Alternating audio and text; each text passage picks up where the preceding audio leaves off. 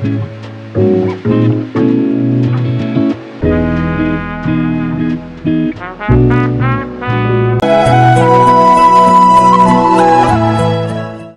Guys, welcome to my channel. আশা করছি তোমরা সবাই ভালো আছো, আমিও খুব ভালো আছি। তো এটা সানডেতেই ভিডিওটা বানানো। তো আমরা গিয়েছিলাম প্রথমে তো শিবাজি পার্ক, মানে বড়দাতে এখানে কার্লিবাগে শিবাজি পার্ক বলে একটা পার্ক আছে, যেখানে ওই জু টাইপের বাচ্চাদের খেলনা টেলনার জন্য, ফটো তোলার জন্য খুব, মানে জায়গাটা খুব সুন্দর বড়দাতে। তো সেখানে গিয়েছিলাম প্রথমে, সেখানে গেছিলাম আমরা 5:40 হয়ে গেছিলো। তো ওখানে 5:30 পর্যন্তই টিকিট দেয়। তো টিকিট ওই জন্য যেতে পারেনি ভেতরে, কারণ চিড়িয়াখানাটার ভেতরে ঢুকতে, ওই জুটার মধ্যে যে ঢুকি ওটার মধ্যে ঢুকতে গেলে টিকিট লাগে। তো ওর মধ্যে অনেক পাখি টাখি আছে, ওটা যদি কোনো দিন যাই তোমাদেরকে পুরো একটা ওর ডিটেলস ভিডিও আমি দেবো।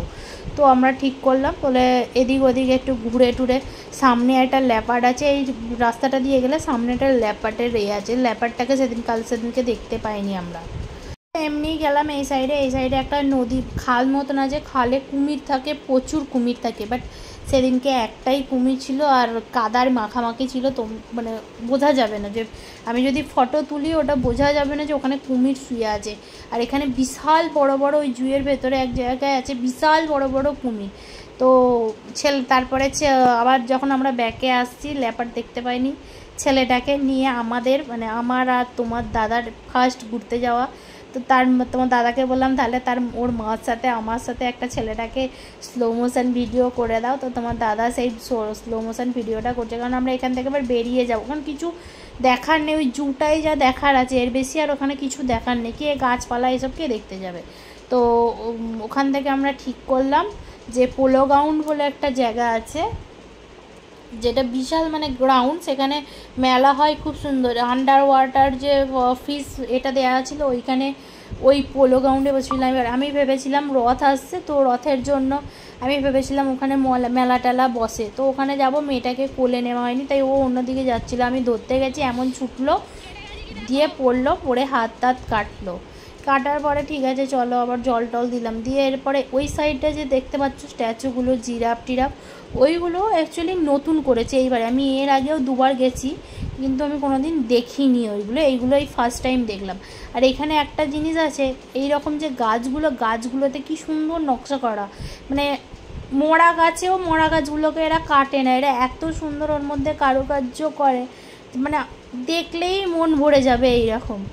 সুরাটটা একটা ভালো জায়গা, কিন্তু বড়দাতেও কিছু কিছু জায়গা আছে ভীষণ ভালো।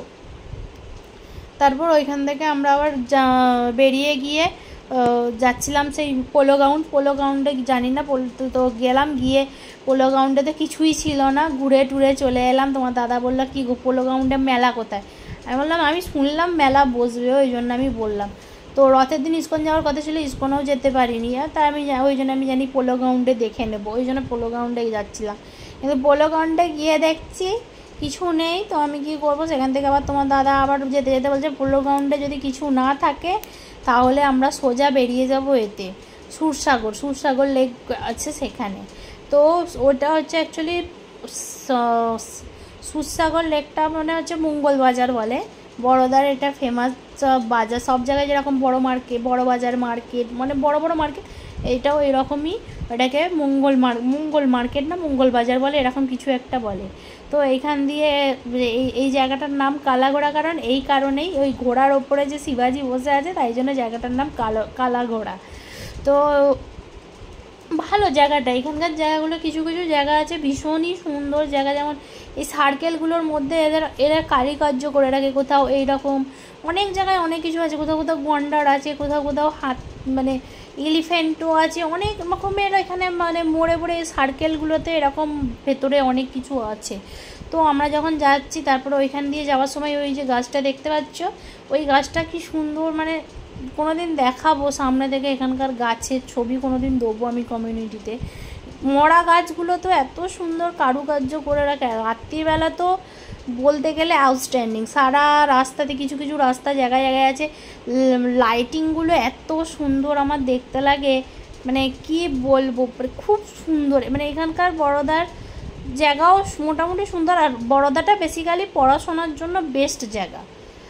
আর তুমি যদি ঘুরতে যাও তাহলে সুরাট, তো তারপর আমরা মঙ্গলবাজার পৌঁছে গেলাম। ওই যে দেখতে পাচ্ছ গোল্ডেন কালারের, তো ওইটা হচ্ছে 17.5 কেজি, এটা হচ্ছে 17.5 কেজি সোনা দিয়ে মোড়ানো। তো সেখানে গেছিলাম। তো তা বাবা তোমাদের দাদা আর ভাই দুজনে মিলে গাড়ি রাখতে গেছিলো পার্কিংয়ে। তো আমরা ওই ছেলেটা মাছ দেখতে পেয়েছে, সেই নিয়ে দিদি আর ভাই মিলে কি করছে দেখতে থাকো তোমরা।